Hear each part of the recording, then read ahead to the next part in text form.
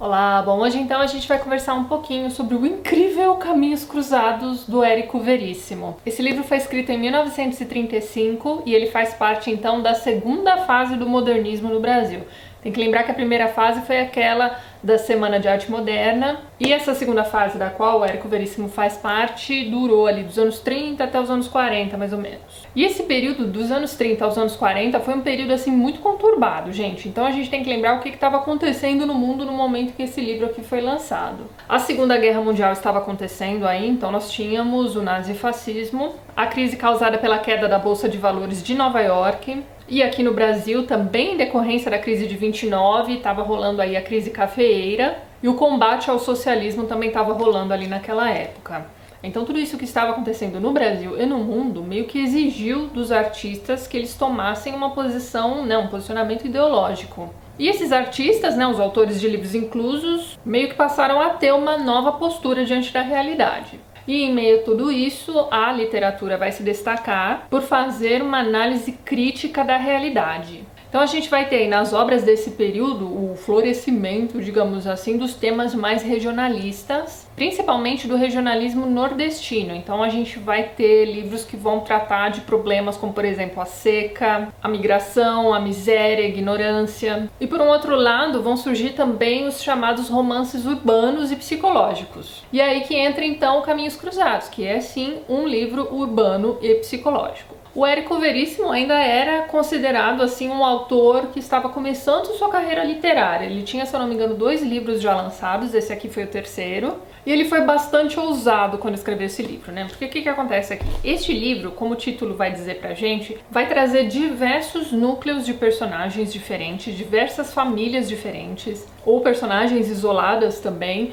em Porto Alegre, que era naquela época uma cidade em ascensão. E o autor do livro vai retratar não só essas famílias emergentes, não só as famílias ricas, como também a camada mais pobre da população. Então, nesse livro, ele vai retratar desde assim uma família super rica, super tradicional de Porto Alegre e também super falso moralista, porque você vai ter essa mãe que é uma senhorinha super católica que quer fazer o bem pra todo mundo, mas ela quer fazer o bem pra todo mundo porque ela quer ser reconhecida como essa senhora bondosa. O ápice da história dela aqui no livro é quando ela consegue aparecer no jornal, por causa dessas caridades meio forçadas que ela faz. O marido dela também é um senhor, que todo mundo respeita muito, etc. Ele tem amantes, ele demite funcionários bons ali da loja, ele é dono de uma loja, para poder contratar pessoas que foram indicadas por amigos dele, enfim, gente sem qualificação nenhuma. Inclusive, uma dessas famílias, cujo pai foi demitido nessas circunstâncias, é uma família assim que tem uma história de vida muito terrível, gente. E esse rapaz já está desempregado há mais de 6 meses, a família na miséria, e ele vai buscar a fuga dele através da literatura. Aliás, esse não vai ser o único personagem que vai buscar essa fuga num mundo de sonhos, digamos assim. Cada um desses personagens, conforme você vai lendo as historinhas picadas deles, porque é isso, esse livro é um romance, mas ele tem uma carinha de novela porque os capítulos são bem cortadinhos, são cenas da vida dessas pessoas. A história desse livro se passa em 5 dias, então a história começa no sábado de manhã e termina numa quarta-feira à tarde. Então nesse sábado a gente vai acompanhar tudo o que está acontecendo com todos esses núcleos. Aí a gente vai pro domingo, ele vai mostrar pra gente de novo tudo o que eles estão fazendo, cada um desses núcleos, e assim vai. Mas as cenas, elas são curtas, então você se sente preso ao livro, porque você quer realmente saber o que vai acontecer com essas pessoas. E os temas que ele vai tratar, ao contar essas histórias dessas famílias, desses núcleos diferentes, são bem polêmicos. A gente vai ter, inclusive, aqui, se não o primeiro, um dos primeiros romances lésbicos dentro da literatura brasileira. Tanto é que, assim, esse livro foi considerado por muitas pessoas como um livro meio que pornográfico, sabe? Então, tanto é que um dos prefácios desse livro foi escrito pelo Moacir Scliar, e ele vai contar que a mãe dele guardava os livros do Érico Veríssimo trancados num guarda-roupa para o menino não poder ler.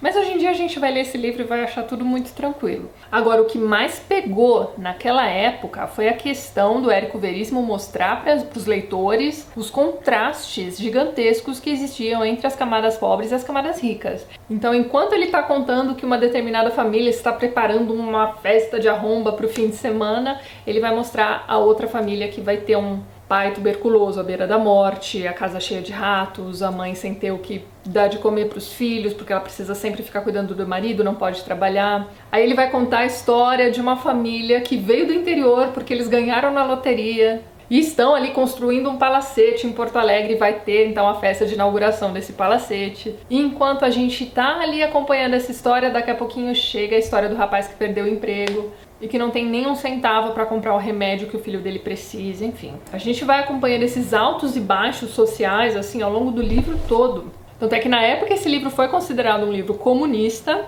e o Érico Veríssimo não era visto com bons olhos, principalmente ali durante o governo Getúlio Vargas.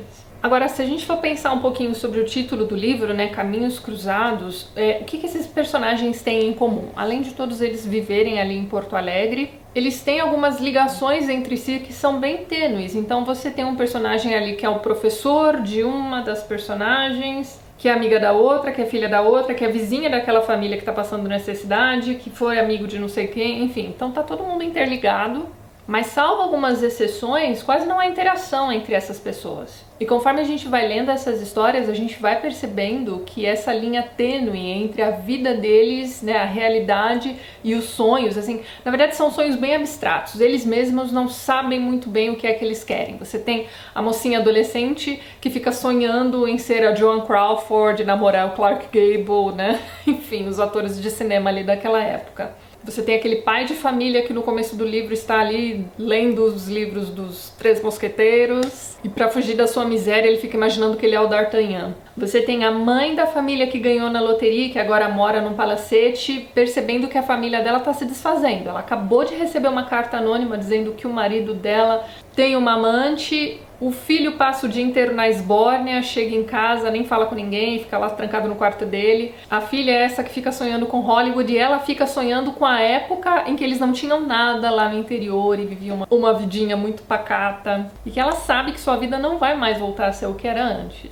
Então esses personagens estão meio que presos, cada um deles ali dentro do seu núcleozinho, vivendo o seu infernozinho particular, porque mesmo os personagens que são muito ricos também têm sérios problemas. E a questão da má distribuição de renda está muito latente aqui no livro, conforme a gente vai acompanhando essas histórias. Mas ainda falando um pouquinho sobre a forma como o livro foi escrito, a linguagem é super tranquila de ser lida, são diversos diálogos também, então a gente vai ter a forma como as pessoas falavam mesmo naquela época, sem ser nada forçado. A gente vai ter ali a figura do professor, que é muito engraçada, né? Ele vai conversar com as pessoas vão falar alguma coisa errada, ele vai ficar corrigindo na cabeça dele. É bem aquilo de eu estou silenciosamente corrigindo sua gramática, sabe?